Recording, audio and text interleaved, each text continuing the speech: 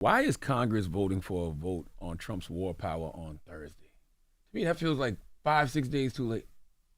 Yeah. I mean, look, we tried to do it last week. We didn't have the votes. I didn't want to go into it and lose 20 Democrats. So we said, okay, we'll wait. We now have more of the votes. I don't see how you can be a Democrat and vote against this. There are 3 or 4 Democrats who are on the fence. I'm hoping they're going to come on board.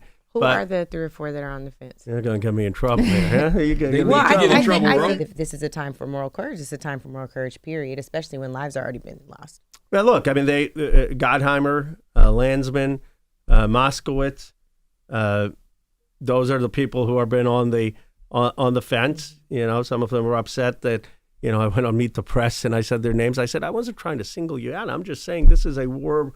This is a vote of war or peace.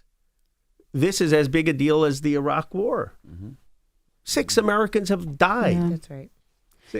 If the War Powers Resolution passes, does it actually stop anything? The War Powers Resolution would have to pass the House and the Senate, and the President would have to sign it. He's not going to sign it.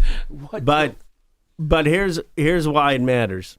Bernie and I, in a war that very few people paid attention to, the Yemen War, right? We did the War Powers Resolution. It's the first War Powers Resolution that's ever passed in Congress.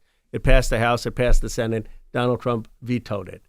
But it was such a statement that Trump voluntarily stopped the refueling of Saudi planes that were killing people in Yemen. If we could pass this, it would be a huge blow to his support in prosecuting the war. It would at the very least shorten the duration of the war, especially if we could get Republicans. And then if we can't get Republicans, it at the very least will show us that the Democrats are the anti-war party.